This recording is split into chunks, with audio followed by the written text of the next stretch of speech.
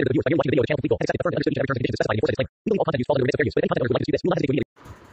guys, welcome back to our YouTube channel Complete Goal, where our main aim is completing your goal. तो guys, सबसे पहले तो आप सभी का स्वागत है हमारे YouTube चैनल पे। और अगर आप हमारे चैनल पे न्यू हैं, सबसे पहला काम आपको क्या करना है, आपको सब्सक्राइब का बटन दबाना है एंड मेक श्योर आप हमारे चैनल को सब्सक्राइब कर लें। जो और बेल आइकन है उसको भी आप ऑल पे कर दीजिए, ताकि हमारे चैनल पे कुछ भी अपडेट या किसी भी एग्ज़ाम या यूनिवर्सिटी के रिगार्डिंग जो भी नोटिफिकेशन हम आप तक पहुंचाते हैं उसको आप मिस ना करें। So make sure you subscribe to our YouTube channel. तो आज हम इस वीडियो में बात करने वाले हैं NCHM JEE 2022 के एग्ज़ामिनेशन के बारे में, जो कि अभी 15 दिन का टाइम आपके पास रह चुका है। 18 जून को आपका एग्ज़ाम होने वाला है और आपके पास अब 15 दिन का टाइम रह गया।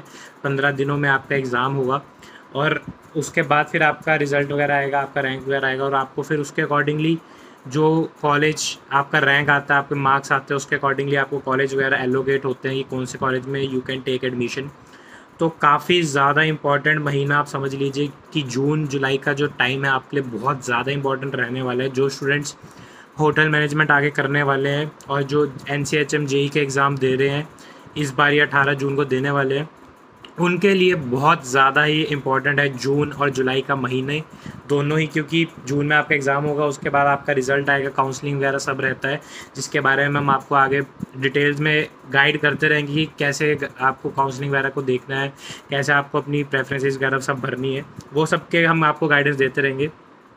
बट अभी सबसे पहले बात करते हैं जो आपका 15 दिन बाद एग्ज़ाम्स हैं, आपका जो एडमिट कार्ड वगैरह है वो अभी, अगर आज आपका जैसे अभी 3 जून है तो आपका फ्रॉम लाइक मंडे वाला जो अभी वीक चालू होगा परसों से, उसके बाद से आपका एडमिट कार्ड जो है उसी हफ्ते में आपका आने के पूरे आसार है। तो you can go to their official website, ठीक है, वहाँ पे जाके आप अपना एनरोलमेंट नंबर और ये जो भी आपके पास नंबर वगैरह आपको मिला होगा वो आप एंटर करेंगे, तो आप अपना एडमिट कार्ड डाउनलोड कर लें, उसको प्रिंट करके और आप रख लें, क्योंकि जब आप एग्ज़ामिनेशन सेंटर में जाएंगे एग्ज़ाम देने तो आपसे वो फॉर्म मांगा जाता है, आपको वो एडमिट कार्ड दिखाना पड़ता है। सो मेक श्योर उसको आप प्रिंट करके अपने डॉक्यूमेंट्स वगैरह के साथ रख लें और अपना डॉक्यूमेंट्स जैसे आप आधार कार्ड या आइडेंटिटी प्रूफ वगैरह भी लेके जाएं, तो ये चीज़ें काफ़ी इंपॉर्टेंट रहती है।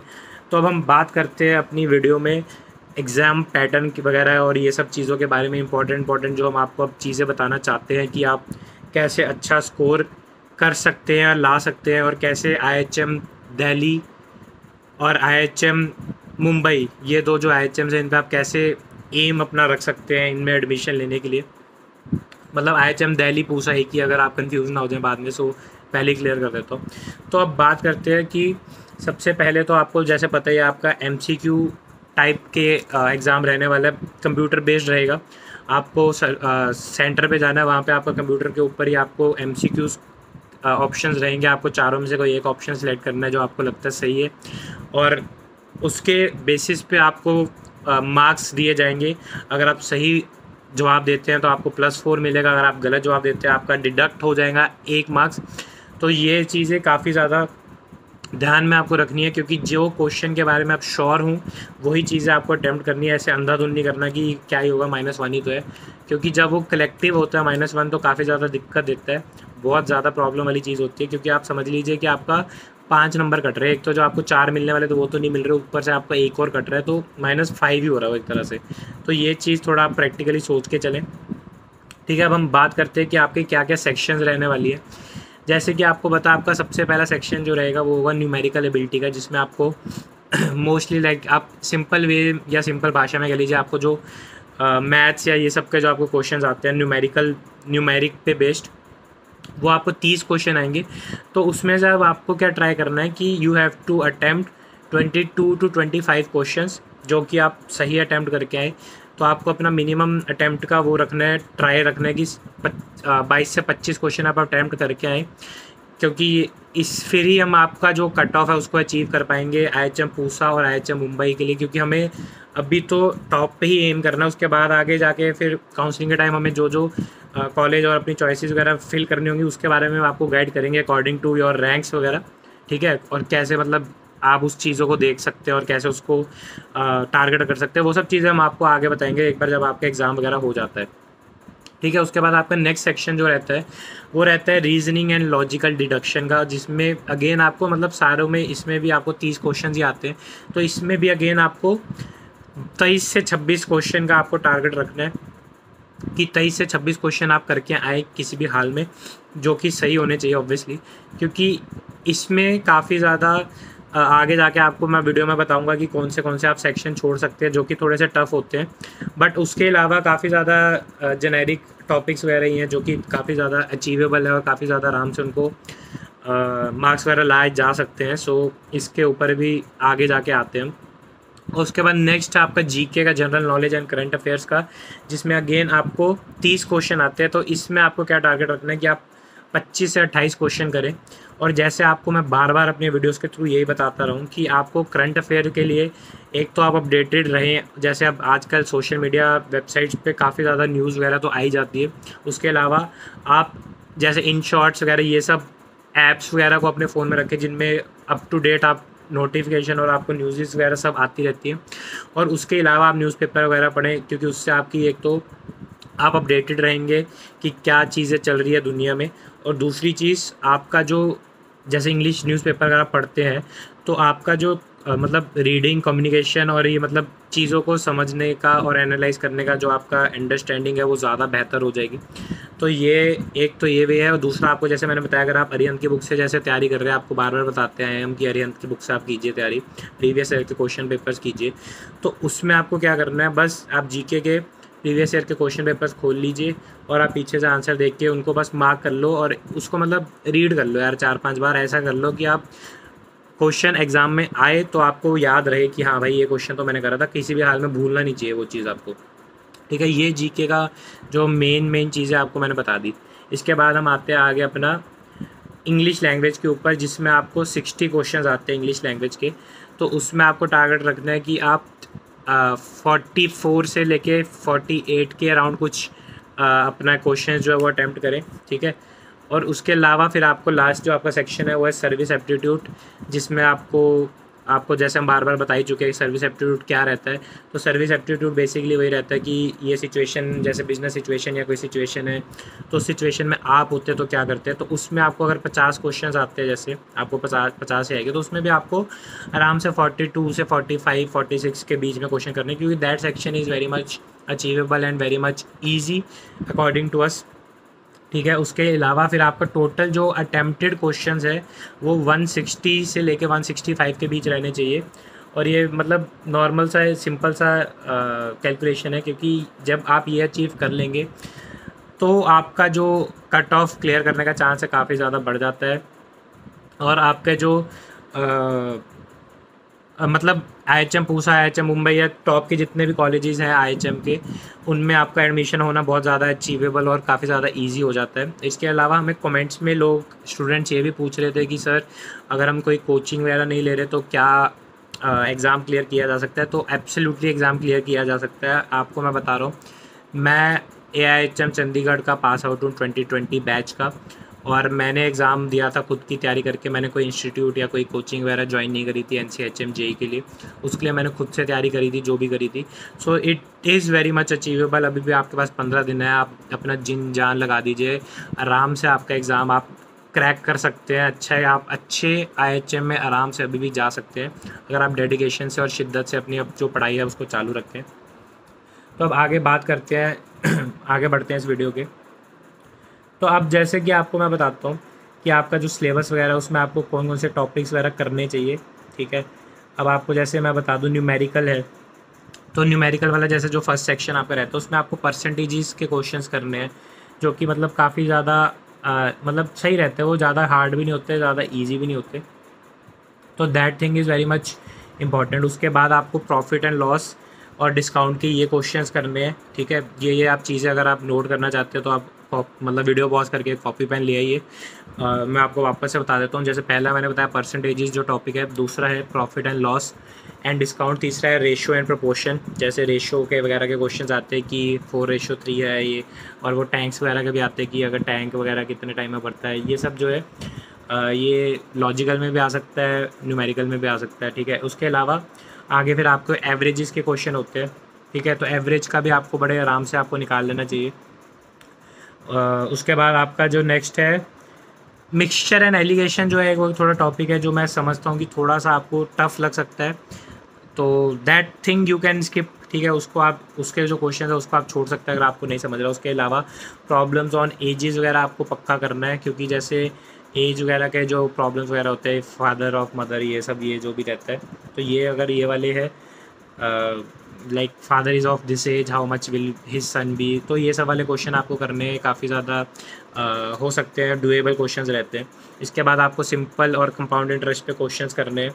उसके बाद टाइम, स्पीड एंड डिस्टेंस पे क्वेश्चंस आएंगे, फिर नंबर सिस्टम पे आएंगे, प्रोबेबिलिटी पे आएंगे, और उसके बाद परम्यूटेशन कॉम्बिनेशन पे आएंगे, डाटा इंटरप्रिटेशन पे आएंगे, डाटा सफिशिएंसी पे आएंगे। तो ये चीज़ें ऐसी है कि आपको सुन के, नाम सुन के ऐसा कोई घबराना नहीं है कि यार ये क्या चीज़ें बोल दी है इन्होंने, परम्यूटेशन कॉम्बिनेशन, अगर आप साइंस के नहीं है तो ये सब चीज़ें काफ़ी मतलब इजी काइंड ऑफ रहती है। मैं आपको बता रहा हूँ, मतलब जिस लेवल का अपने यहाँ पे NCHM में पूछा जाता है काफ़ी ज़्यादा बेसिक रहता है ये बॉल्स वगैरह वाला, कि अगर एक बैग में आपके पास 5 बॉल्स है, आपको what is the probability of getting a green ball, ये सब मतलब आपको, अगर आप साइंस के स्टूडेंट नहीं हैं तो आपको बता दूं, प्रोबेबिलिटी और परम्यूटेशन एंड कॉम्बिनेशन के जो क्वेश्चंस है काफ़ी ज़्यादा इंटर रिलेटेड और काफ़ी ज़्यादा क्लोज होते हैं एक दूसरे के, सो आप उसके अकॉर्डिंगली तैयारी करें।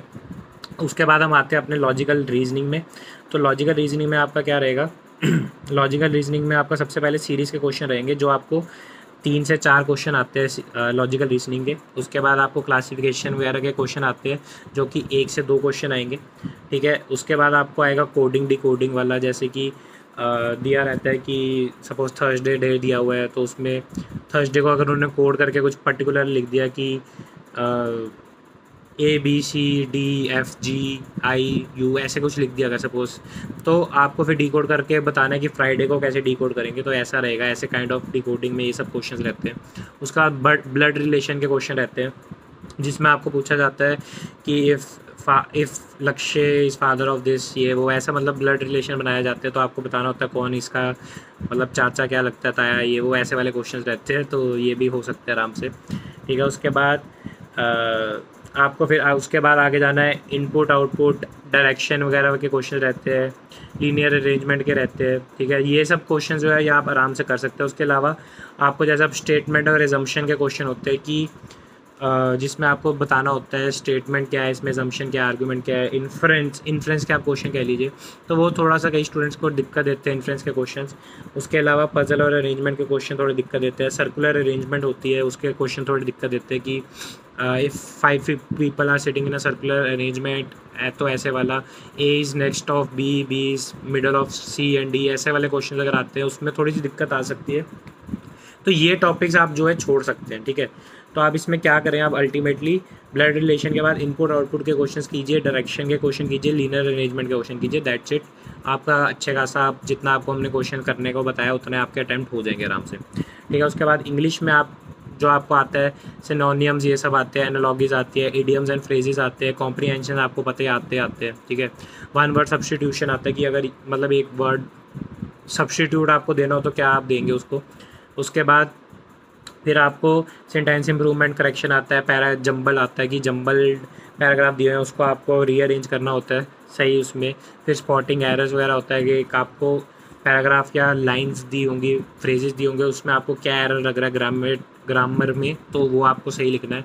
उसके बाद स्पेलिंग मिस्टेक्स वगैरह वाले क्वेश्चन आते हैं, इंग्लिश कॉम्प्रीहेंशन तो आते हैं। फिर फिल इन द ब्लैंक्स वगैरह आते हैं, जिसमें आपको जिसमें मतलब इज़ एंड ये वो, मतलब ऐसा आप कह लीजिए कि ये सब चीज़ें यूज़ करनी होती है। मतलब काफ़ी ज़्यादा वास्ट है, तो आप ये सब टॉपिक्स तो आप किसी भी हाल में मिस ना करें। उसके बाद आपको जैसे बताइए जनरल नॉलेज का, मैंने जीके के लिए आपको मैंने बता ही दिया कि आप क्या टेक्निक फॉलो कीजिए, ठीक है। सबसे बेस्ट वही टेक्निक है। और उसके अलावा सर्विस सेक्टर में आप जाइए। सर्विस सेक्टर का भी ऐसा है कि आप एक बार आपने पिछले 5 साल के क्वेश्चन पेपर कर लिए सर्विस सेक्टर के, तो आपको एक अच्छा खासा आइडिया लग जाएगा कि क्या अप्रोच रहती है और कैसे हमको अटैम्प्ट करने हैं क्वेश्चन वगैरह।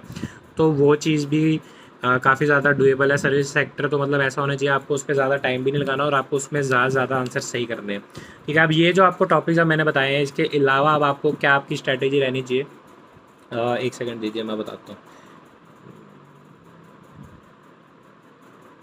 इसके अलावा आपको जो आप स्ट्रैटेजी आपकी क्या रहनी चाहिए, आपको पिछले 5 साल के क्वेश्चन पेपर करने हैं, जैसे आपको बार बार बताते आए हैं कि पहले तो आप ये सब तो टॉपिक्स कवर कर ही लो, उसके बाद 5 साल के जो क्वेश्चन पेपर है कम से कम आप 2 बार 3 बार कीजिए, जिसमें आपको अच्छे खासा आइडिया लग जाए कि क्या क्या क्वेश्चन पूछे जाते हैं, क्या उनमें अप्रोच होनी चाहिए। और अगर वैसे का मेरे को कोई क्वेश्चन आ जाए तो I should not miss that question, I should उसी टाइम मेरे को एकदम से याद आना चाहिए कि हाँ इसका तो मैंने प्रैक्टिस करी हुई है, ये मेरे को पता है इसमें क्या अप्रोच या क्या टेक्निक फॉलो करनी है, वो बेशक लॉजिकल हो, इंग्लिश हो, सर्विस एप्टीट्यूड हो, जीके का हो या न्यूमेरिकल हो, जो मर्जी हो, आपको उस टाइम याद आ जाएगा। आपको मैं बता रहा हूँ ऑनेस्टली अपने पर्सनल एक्सपीरियंस है कि काफ़ी ज़्यादा क्वेश्चंस जो है जीके वगैरह के, सर्विस एप्टीट्यूड के, स्ट्रेट अवे रिपीट होते हैं पिछले साल से, क्योंकि जो अभी करंट न्यूज़ है वो तो हो ही रही है, बट जो जैसे अब आपका सपोज़ कोई पॉलिटिक्स पे क्वेश्चन है, कोई ज्योग्राफी पे क्वेश्चन है, या कुछ ऐसा क्वेश्चन है जो इंडिपेंडेंस डे के रिगार्डिंग है, मतलब बहुत 10-15 साल पुराना रिगार्डिंग किसी हिस्ट्री पे बेस्ड क्वेश्चन है, तो वो हिस्ट्री तो अब चेंज नहीं होती ना, वो तो वही रहती है जो 10 साल पहले थी, वही अभी 10 साल बाद भी वही क्वेश्चन आएंगे, तो ऐसा रहता है हिसाब। तो उसका काफ़ी ज़्यादा रिपीट रहता है, आपको बार बार मैं कह रहा हूँ जीके और service aptitude can be the changing point. ठीक है, आप न्यूमेरिकल और लॉजिकल रीजनिंग पे अपना दिमाग इस तरह रह जाएंगे। काफ़ी ज़्यादा मैंने स्टूडेंट देखे जो इनमें अपना टाइम ज़्यादा बर्बाद कर देते हैं, वेस्ट कर देते हैं, बट जो सबसे ज़्यादा इजी सेक्शंस होते हैं उनको वो मिस कर देते हैं। सो मेक श्योर आप अपना जो टाइम है उसको अच्छे से डिवाइड करके चले, एग्जामिनेशन के लिए अच्छे से आप अपने दिमाग में बिठा के चले कि मेरे को हर सेक्शन में कितना टाइम डिवाइड करना और कितना टाइम देना चाहिए। ठीक है, और आपको वही वजह से बताया अल्टीमेटली आपको 160 से 165 क्वेश्चन के बीच में ट्राई करना है, that you have to attempt. उसके अलावा आगे जो भी जैसे डेट्स क्लोज आते रहेंगे, आगे जो भी और डिटेल में टेक्निक्स या डिटेल में अप्रोच आपकी होनी चाहिए उसको हम आपको बता देंगे ज़रूर। सो मेक श्योर आप हमारे चैनल को जाने से पहले सब्सक्राइब करें, क्योंकि अब आपके एग्ज़ाम्स 15 दिन से भी कम रह गए हैं। सो हम आपको आपके एग्ज़ाम के रिगार्डिंग जो भी अपडेट्स वगैरह, एडमिट कार्ड के रिगार्डिंग अपडेट है, टिप्स वगैरह है, बाद में काउंसलिंग वगैरह, सबके अपडेट आपको देते रहेंगे। सो मेक श्योर आप हमारा चैनल सब्सक्राइब करें। ये वीडियो को ज़्यादा से ज़्यादा अपने दोस्तों के साथ, एस्पिरेंट्स के साथ शेयर कीजिए, ताकि ज़्यादा से ज़्यादा लोग इसको चीज़ को फॉलो कर सकें, उनका भला हो। ठीक है, और बस, और आपका कुछ और अगर डाउट है तो आप नीचे वीडियो के नीचे कमेंट कीजिए, आपका जो डाउट है, will be happy to take your doubts and answer your questions. So thanks a lot for watching this video guys, bye bye and take care, have a nice day and all the best for your exam.